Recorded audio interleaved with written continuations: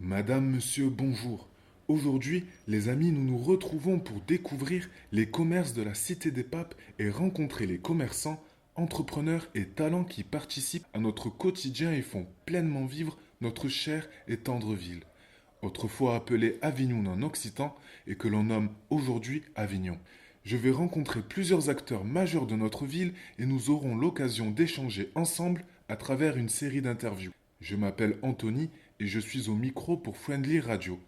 Les amis, je me retrouve aujourd'hui dans les studios de Friendly Radio en compagnie de Madame Bielova et Monsieur Okmayan que je rencontre afin d'échanger sur leur activité dans le domaine de la parfumerie, mais pas que. Monsieur Okmayan, bonjour. Bonjour Anthony. Avant de discuter de votre entreprise de parfumerie, je souhaiterais vous poser quelques questions en rapport avec vos activités parallèles. Car j'ai entendu dire que vous étiez une personnalité importante en Avignon et que vous œuvrez énormément pour notre ville et ses citoyens. Je souhaiterais savoir, sans indiscrétion, quelle fonction dirigez-vous? Alors, personnalité importante, c'est gentil Anthony, mais je pense que c'est le maire qui est une personnalité importante. Donc je suis effectivement donc un élu, c'est-à-dire que je fais partie de son équipe depuis 2016. C'est-à-dire que quand elle a été élue en 2014 avec son équipe, j'étais numéro 42 et les 40 premiers sont rentrés. C'est un classement par rapport au nombre d'électeurs qui ont voté pour Madame Cécile L. Et du coup, je suis rentré 2 ans après parce qu'il y a eu un décès, malheureusement, et une démission. Donc 2016, j'ai commencé mon activité de conseiller municipal dans le handicap, ce que Madame le maire m'avait demandé. Et très rapidement, au bout de quelques mois, Madame le maire m'a demandé d'être adjoint au sport. Ce qui m'a un peu étonné au départ, puisque je ne m'attendais pas, et j'ai accepté au bout de quelques jours. Donc voilà, j'ai managé le sport pendant pas mal d'années, jusqu'au Covid, jusqu'en mars 2020, où j'ai posé mes valises. Et je suis reparti avec Cécile L pour un deuxième mandat, à partir de juillet 2020, et je demandais au maire de me donner les relations internationales, c'est-à-dire d'être un élu au jumelage et à la coopération décentralisée.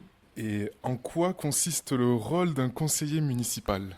C'est un rôle multiple, c'est-à-dire effectivement on est l'intermédiaire entre le citoyen et toutes les structures. Alors on va parler d'associations puisqu'on est là sur Friendly, mais c'est aussi Imagine Tour qui n'est pas loin avec David Price. Donc un élu est en charge de recueillir toutes les doléances, d'aider, je dirais, d'essayer de trouver des solutions aux associations pour qu'elles puissent avoir soit un local, qu'elles puissent aussi avoir des subventions, ce qui est le cas de beaucoup d'associations. D'être bien sûr auprès des citoyens pour aussi beaucoup de doléances. On est vraiment, je dirais, l'intermédiaire et voilà, c'est un rôle qui est pour moi très passionnant et qui me motive énormément. Alors vous êtes aussi président du comité de jumelage? Oui, en tant qu'élu, je suis président du comité de jumelage, c'est-à-dire qu'il y a Monsieur Montaignac qui est le président et moi je supervise, voilà, puisque je suis un élu à l'international et au jumelage. Effectivement. Et pour les auditeurs qui ne connaissent pas ce terme, pouvez-vous nous expliquer ce qu'est le jumelage? Le jumelage, c'est un terme qui est né après la Seconde Guerre mondiale. C'est une volonté des nations qui avaient beaucoup souffert de la guerre et qui voulaient que les peuples se rapprochent. Et à la fin des années 50, les premières villes à être jumelées, ce fut Avignon, avec Wetzlar, avec une ville allemande, parce qu'il y avait vraiment je dirais, un esprit, d'apaisement, un esprit de fraternité. Et ce mot jumelage, au départ, je crois que les citoyens, du moins les personnalités qui voulaient ce rapprochement, avaient pensé à frères, fraternels. Mais c'est une Allemande, qui était à l'époque la propriétaire de Leica, l'usine Leica, qui a trouvé que le mot jumelage était encore plus fort. Et c'est ce mot qui a remporté donc je dirais la palme. Et effectivement, ça a été à la mode dans les années 60-70, peut-être un peu moins à la mode depuis quelques années, mais en tout cas, on est là, nous, en tant qu'élu, pour faire vivre ce jumelage. On est jumelé avec 8 villes, la majorité sont européennes, mais il y a aussi le Sénégal, il y a la Chine, il y a aussi le Mexique. Donc c'est un rapprochement. Durant mes recherches, j'ai aussi vu que vous étiez professionnel de mode. Alors, où avez-vous fait vos études et comment devient-on professionnel de la mode? Alors, au départ, j'ai fait des études effectivement universitaires. J'ai fait du droit, j'ai fait des sciences politiques. Je me destinais à une carrière, je dirais, juridique. Et puis, rapidement, au bout d'un an ou deux, je me suis aperçu que c'était pas fait pour moi. Et comme mon père était à l'époque créateur de chaussures chez Pierre Cardin, il était designer. Donc j'ai commencé à travailler dans la chaussure pour des sociétés françaises qu'il connaissait. Et puis de fil en aiguille, j'ai travaillé pour des sociétés étrangères. Et de la chaussure, je suis passé au prêt-à-porter, à la maroquinerie, voilà. Puis au bout de 35 ans, j'ai un peu posé mes valises et j'ai changé d'activité. Comment vous est venue l'idée de vous lancer dans les métiers de la parfumerie? Ah ben, c'est une belle rencontre, hein. C'est la rencontre avec Elena. On s'est rencontrés il y a un peu plus de 2 ans maintenant, grâce à ma mission internationale de coopération décentralisée. Donc, et Elena, comme beaucoup d'Ukrainiens qui sont arrivés en France en mars 2022, parce que bien sûr il y a eu l'invasion russe de février, Elena était à Kiev, dans la capitale, elle avait sa société, elle avait son école de parfumerie. Et malheureusement, quand les Ukrainiens ont appris que les Russes étaient à 40 km de Kiev, eh bien, beaucoup comme Elena ont tout fermé et sont partis à l'étranger. Elle n'était pas prête dans sa tête pour aller en France, hein. Elle est partie en Pologne d'abord. Elle réfléchissait dans quel pays elle voulait se poser. Angleterre, Suisse, Allemande, France. Et finalement, c'est parce qu'elle avait un collègue à Nice, qu'elle connaissait bien sûr de par le métier. Elle s'est posée à Nice en mars 2022.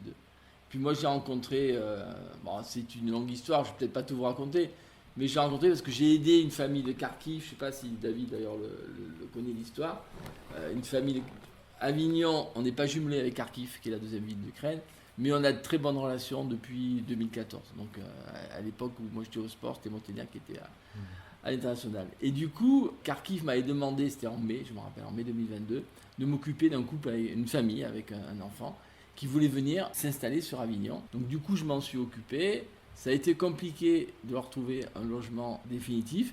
Ils sont allés après sur Toulon. Je m'en suis occupé grâce à l'AFUCA, qui est l'association franco-ukrainienne de la Côte d'Azur, et avec une antenne sur Avignon, qui les a aussi nourris, pris en charge. Nous, on les a hébergés aux frais de la mairie, ce que le maire n'était pas trop d'accord, mais bon, j'ai fait ce que j'ai pu.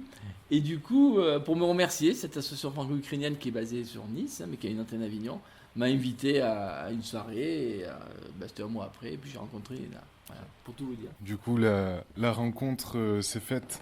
Oui, la rencontre, effectivement, s'est faite en juin 2022. Bien sûr, rapidement, Elena m'a dit qu'elle était déjà parfumeur de métier, que si elle était donc sur la Côte d'Azur, c'est parce qu'elle avait dans sa tête l'envie de redémarrer donc son activité, mais avec un produit français, alors qu'elle avait un produit ukrainien à l'époque. Et du coup, je lui avais dit, puisque moi j'ai créé quand même 6 sociétés avant de créer celle-là avec Elena, j'avais dit, écoute, oui, on peut effectivement démarrer une activité, trouver l'entreprise de Grasse, ou de la région, donc qui peut nous faire les parfums, et puis après c'est trouver les parfums. Trouver les flacons, c'est un travail qui a été assez long, hein. Mais bon, je dirais, on a réussi à créer effectivement cette marque avec ces 3 fragrances pour démarrer, puisque là on démarre, hein, ça fait à peine 1 an qu'on a démarré. Et par rapport au parfum, je voudrais savoir comment se déroule la création d'un parfum, les étapes. First, it needs study long time for create parfum, study how create parfum. But if speak about how I create what exactly this parfum, I can tell I had my business partner in Grasse, and when I come to France and Nice, first what I did, I come to my business partner and we spoke. They proposed to me create parfum for the brand, and my life a little change. I met Bernard and I not was ready work in Grasse in this moment and I relocate Avignon.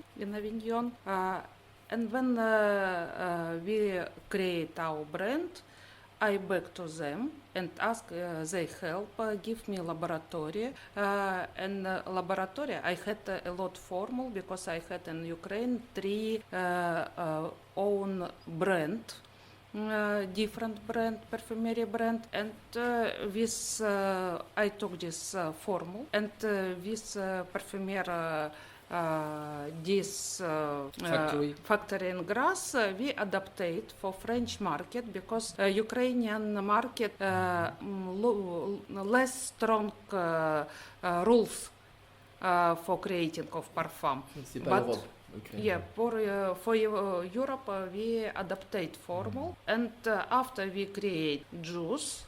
Juice, it's concentrate, perfumery concentrate, and after on other fabric, yes, I develop all conception, view, name, design, and after what other fabric we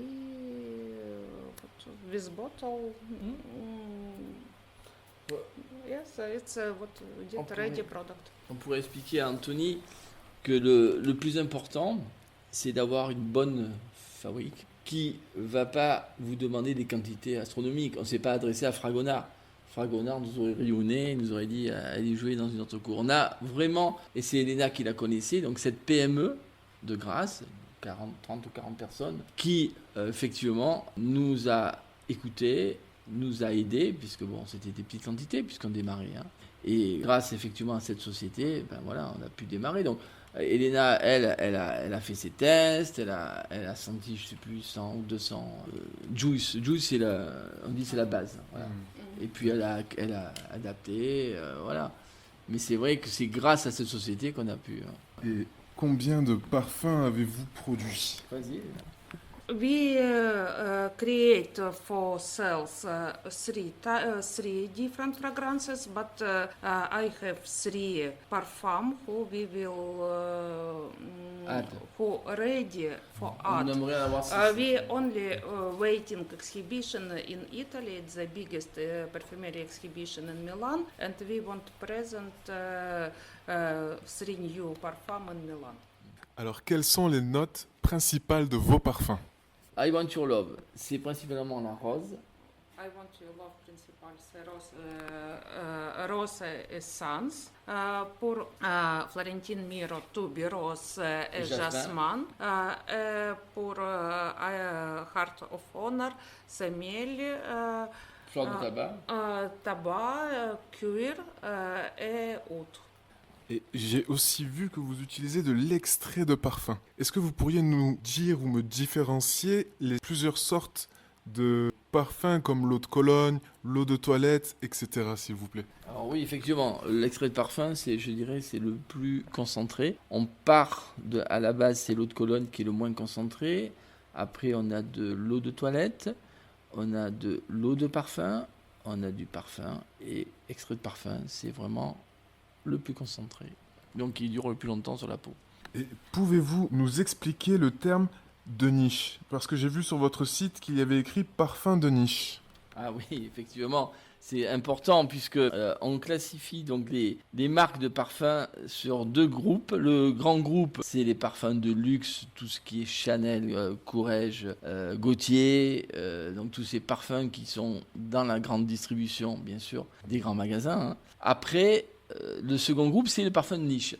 Qu'est-ce que le parfum de niche? Le parfum de niche, moi je le compare à la différence entre le cinéma d'auteur et le cinéma de grande distribution. Voilà, c'est plus artisanal, c'est une, je dirais, une composition très personnalisée et c'est absolument complètement différent. On est à l'opposé, on n'a pas de pression au niveau de volume, parce que bon, quand on s'appelle Dior, qu'on s'appelle Courrèges ou autre, on est vraiment à la recherche de volume. Nous, c'est pas du tout le cas. Donc, c'est complètement deux approches différentes. Voilà. Et c'est des flocons de combien de centilitres? Alors, des flacons de 100 millilitres. 100 millilitres. Donc, okay, souvent, on a du 50. Maintenant, on trouve même du 10 et du 15 millilitres.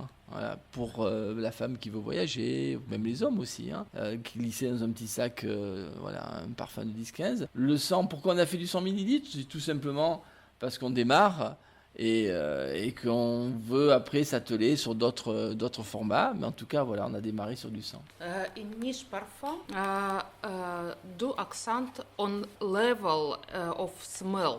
of quality of smell, not for different flacon.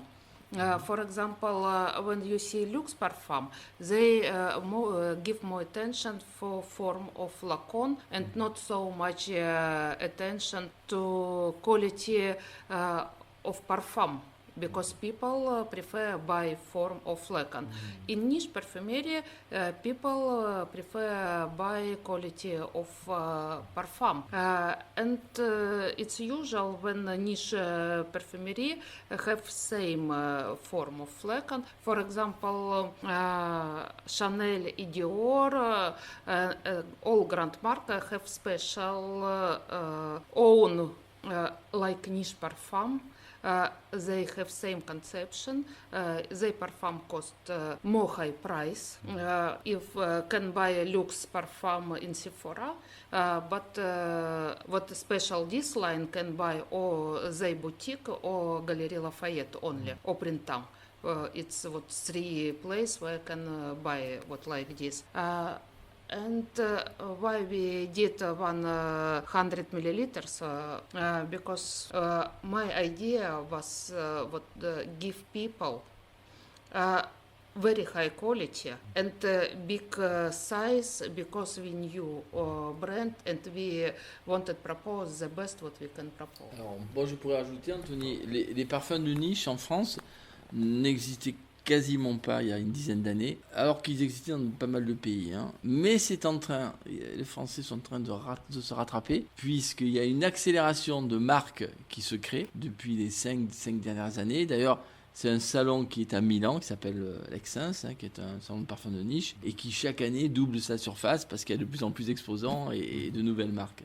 Donc c'est vraiment un secteur qui est en pleine, je dirais, croissance. Dans quelle boutique pouvons-nous trouver vos parfums?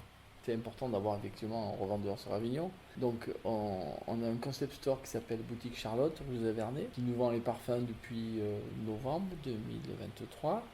Après, on voulait travailler l'image, c'est-à-dire avoir vraiment des places très, très célèbres comme Monaco, comme Cannes, comme Jean-Lépin, comme Saint-Tropez, comme Courchevel. Voilà. Donc on a un client dans ces villes-là. C'est pas des parfumeurs, parce que d'abord il n'y en a pas partout des parfumeurs. C'est des concept stores, c'est des magasins qui vendent du prêt-à-porter, qui vendent des bougies, qui vendent des parfums, qui vendent de l'intérieur, de la décoration. Voilà. Yes, Donc, but in Avignon, Avignon, now, c'est, négociation. nous sommes en négociation avec Galerie Lafayette, oui. Pour conclure, auriez-vous un site web afin que nos auditeurs puissent découvrir vos parfums? Bien sûr, il suffit qu'ils tapent dans la barre de recherche Okmayan Parfum, H-O-K-M-A-Y-A-N, Parfum, et ils vont tomber sur notre site. Avez-vous une page Facebook ou un réseau social aussi? Bien sûr, on est sur Instagram. C'est aussi Okmayan avec l'underscore parfum, c'est-à-dire le tiré du 9, je crois.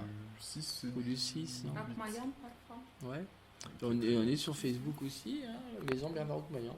Alors, je tiens à chaleureusement vous remercier Avec plaisir. d'avoir permis à ce que cette entrevue ait lieu et merci d'avoir répondu à toutes mes questions. Nous étions avec Madame Olena Bielova et Monsieur Bernard Okmayan pour présenter leur gamme de parfums Maison Bernard Okmayan. C'était Anthony au micro pour Friendly Radio. Bye bye.